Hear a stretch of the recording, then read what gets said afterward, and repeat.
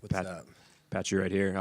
Little change of scenery. How does it feel? First UFC fight week, a couple days into the week. A little bit different than other things you've experienced? Yeah, it's a little different.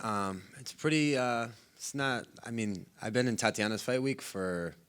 I was just there for her world title fight, which is even a lot more than this. So, I kind of see it from like afar, but now being like doing it myself, it's a lot different than let's say my last couple. Like the Bellator fight weeks and of the past. The experience that I have. Yeah, and having that big period of time where you weren't fighting, you weren't active, you were waiting for a fight, and then all of a sudden, like snap of the fingers, you're on the UFC roster, you have a fight booked already. What has this last couple of weeks been like for you? And just the excitement level too. You've gotten a lot of a good reception online. It's been really good, honestly. Not having a fight, that's why I wanted to stay ready. Like I stayed ready for a whole year. I had 2 fights canceled. I ended up going to Dubai and beating up the one champion and grappling for just to do anything just to stay busy. So it was like super exciting when we got the call, and then like my coaches, they're super they're pumped and thrilled because obviously the UFC is the biggest organization in the world, so it was the perfect timing to accept a fight. And my head weight had already been in check. Everything was already, all the boxes were checked, so it happened overnight, and I'm just blessed to honestly be here now. Yeah, and kind of going off that, I mean, you've never lacked motivation. I think a lot of people consider you one of the best bantamweights in the world, regardless of where you fought. So I'm curious, though, for you, as being able to associate your name with the UFC, does that unlock something in you as well? Like, is there an extra fire now, motivation for you? Yeah, I feel I've always just been motivated to finish and to be on this, like I'm a killer in there, I don't really take steps back. I try to hunt people and finish them. So it just lit more fire to kind of do what I've already done. I was 11-0 as an amateur, finished everyone, 20-1 as a pro, finished freaking everyone, and now I have this new run, start over right now in the UFC, and I'm going to start by finishing them all, Yeah, and your debut, you're coming in fighting the number 10 guy, Mario Bautista. When you envisioned yourself going to the UFC, when you started to have those thoughts, I guess, where did you think they were going to match you in the division? Like, is this kind of what you expected? Did you think you were going to get thrown right at the top? Or I guess, are you happy with the number 10 for your debut? Yeah, I'm grateful for, obviously being out of fighting. I'm grateful for anything right now, to fight. I think I'm one of the most decorative world champions, being a 3-time world champion at 20-1 with 15 finishes. I think that's more decorative than Kaya Sakara, Michael Chandler, even Patricio Pitbull, seeing as I beat the guy that just beat him in Sergio.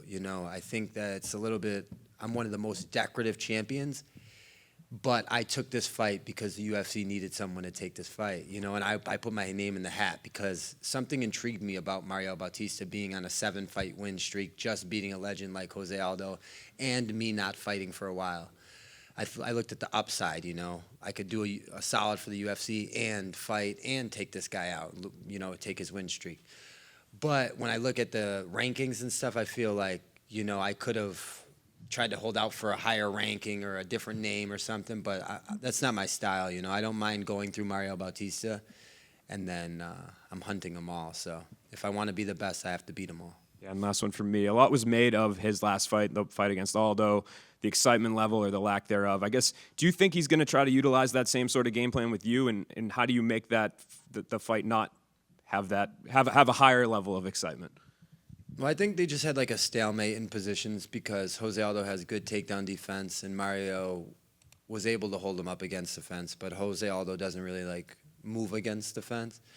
So I think it's not just on him, it's not only his fault that that fight kind of was lackluster, but no, he won't be able to do that against me at all.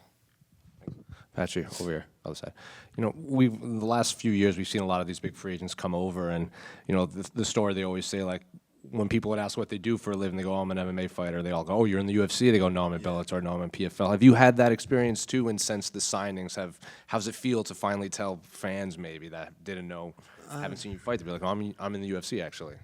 Yeah, I feel like I've had that my whole career, but I've won like years ago. I won $1 million years ago, so You know, when I say I'm the Bellator world champion, the $1 million champion, you know, $1 million tournament winner, I feel validated from that.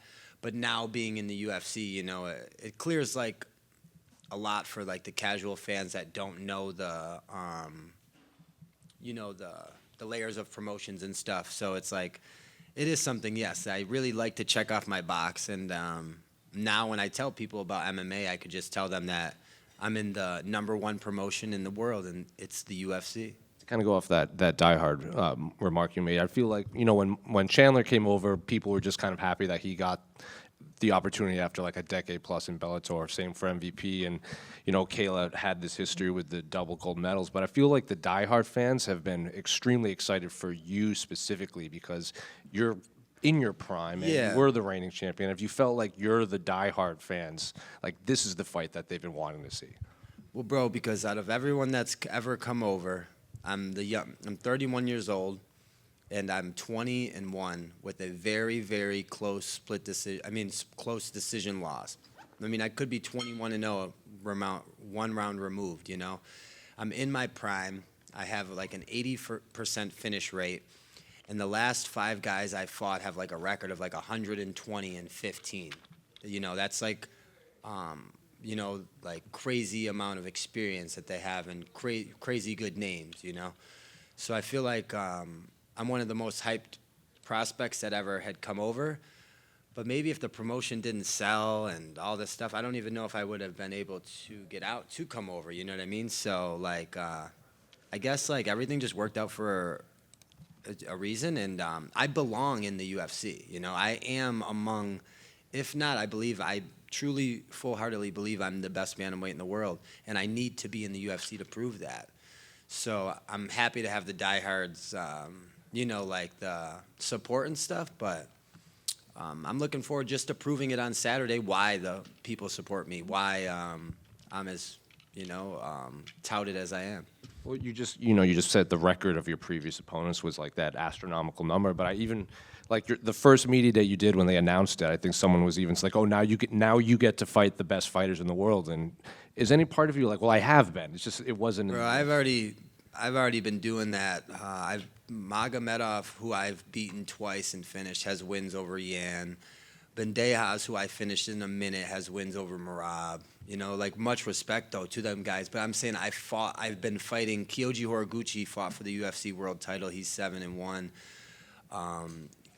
Sergio Pettis, I fought him at his prime. You know, he was in the UFC at 23. I fought him at 30, coming off a 7-year win streak, and he just beat Patricio Pitbull, you know. So, like, and I'm finishing these guys. Rufian Stotts, 19-1, 2-time national champion, knocked him out in a minute, like, you know. So these guys, only other losses to Merab. They're all sleepers with really, really good names and records, but I don't have a lot of, like, validation for beating these guys. So when I go fight Mario Bautista on Saturday, I don't think it's a step up. I think maybe he's as good as the last 5 guys I've had, or maybe he's not. I don't even think he beats all them. But I know that it'll validate my career when I finish him on Saturday. And just last one for me, you know, given how Mario's last fight went, like fair or not, like fans, he's not the fans' favorite fighter right now. They kind of maybe hoping someone beats him. So facing someone like Mario, plus being on the undercard of the bantamweight title fight, all the timeline, is it just could this have gone any better for your UFC debut?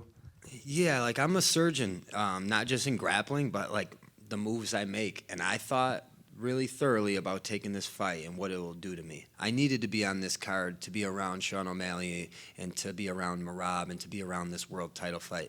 I need to smell that. I need to see it. I need to know, you know, I need to know what it's about. You know, I need my head right here. I wasn't going to watch this from home. Like, hell no. I got an opportunity to be here, and I got an opportunity to take this guy's win streak, and that's what I came here for.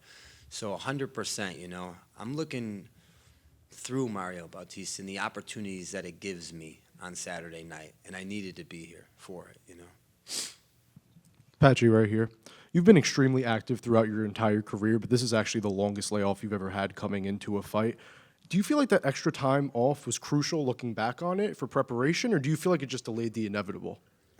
I feel like it just helped me like grow. I needed to grow in other ways outside of the cage. It helped me be resilient, and it taught me a lot about patience. Like in this last year, because I had so many fights canceled, because I was just in the gym, I learned how to fall in love with MMA again. Like I used to just like, for a long time I was doing MMA because I was champion and it came with everything. But this year it came with nothing. Like I didn't get not one thing from the sport back.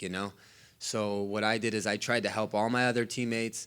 I tried to just be in camp and try to help as many people as I can, the Dan Iges, the Julian Arosas, the Stan Mans, the Kobe Fairs, all my training partners. I tried to help them while they were Jeremy Kennedy, while they were getting ready, and all my jiu-jitsu buddies too, like the 10th Planet guys, Andy Varala, Brady, Spence, Adam, like all those guys. I just helped my teammates, and in this last year, I just fell in love with training. So I feel like I was dangerous like a year ago, but I'm like 2-3 times more dangerous right now. So you've been on the side of the journey that Tatiana is currently on many times before, along with her. How much has she helped you acclimate and prepare for this moment? She's helped me a lot, from everything at home to everything we do like on the daily. I train with her. I drive home from training with her. I eat my food with her. I lay my head down with her. So it's she motivates me, and I spent weeks with her in Australia, and then we had come home and just took a little time off from training, and then like maybe a week or two, because her knee and stuff, and we just kind of hung out and then just got right back to it. And she's been in the gym lately too, so it's she's right there training, sparring, doing everything she can to become the best as well. So it's very motivating for me to have the support. Patchy, right over here. I know that you come from a place not too far from here, upstate New York, and a couple weeks ago you posted a picture of your family saying how you hadn't seen them in a little bit. Can you tell me, what a perfect timeline this week would look like? Would it be getting this victory and seeing your family, kind of where you come in this part of the country where you come from, something like that? Yeah, we're already over here, so just like I said, I can't pass this debut up. I made my Bellator debut against Ricky Bandejas. I was a humongous underdog, and I choked him out in 1 minute. All my family and friends were there. So now I make my UFC debut in New Jersey. All my family and friends are here. We're going to have a humongous feast on Friday night. I'll have 30 people out at dinner. And then I'm looking forward to Saturday, waking up, shaking out, and going out there and putting a master class on. And if it's not a master class, I don't care. I will go to war with this kid all day of the week. And one thing I know about you, too, is that you live by the motto, stay ready. You're always putting stuff like that on your Instagram. And I feel like it probably could have gotten tough to stay ready, right? Because you had nothing to look forward to, nothing lined up and stuff like that. So how hard was that to do, and how happy were you when you had finally gotten the call that you had something to prepare for? Yeah, I come from Extreme Couture, and I'm one of the main staples of our gym, aside from me, Strickland, Curtis, a few of these guys, these, and I'm always training. I don't believe in training camp. I don't believe in I spar I'm in training. I do everything, I'm always training. Like a fight camp, that's what I live my life like. So they said 3 weeks, but this is not 3 weeks. This is honestly months in advance that I've been training super, super hard for a moment. I knew something was about to pop, but I just didn't know what it was. And luckily, they called me. And last for me, yesterday you posted a video seeing some fans outside the hotel signing the UFC posters for the first time. Did that bring a little bit of, extra motivation or excitement? Was it kind of new beginnings that may have been exciting for you? No, I'm just super down to earth and humble, so I like to interact with anybody, man. I treat the doorman like he's just because I'm a world champion previously, made millions of dollars fighting, whatever. I don't look at anybody as I'm better than them. So the fans and stuff, man, I love to interact with them, or just follow them on social media, or take pictures, or just communicate and talk. I want them to know that I'm a super normal person as well, and I don't because I've been so good for so long, won 31 out of 32 fights over 11 years, and really had not much to make me a star and stuff. I feel like that's made me so grounded and humble. like among other people. You know what I mean? So it was super cool just to interact with them and to have the love, because there ain't never been no love like that at a Bellator event. Patchy over here. You grew up having to sell your school lunch for $1, beating up another kid for $20. You used that money to buy groceries for your Quoted family. that? Who quoted that? I don't know who quoted that. This video came out. I don't know who quoted that. I don't know about that one, man. I think that's a misquote, honestly. I wanted to ask, is there any specific lessons that your childhood did to shape how you are today? Yeah, there is a lot of lessons. My mom, she adopted me and my my brothers and sisters. A mother, a single mother of 4. She raised all 4 of us kids, and I was only a pound when I was born, like a pound 8 ounces. So I was a premature baby, and my adopted mother brought me into this world, and gave me a life that I'm blessed to live today. So she's watching on Saturday, and I'm looking forward to repaying the favor to my mom and my family, and making everyone's dreams come true, not just mine.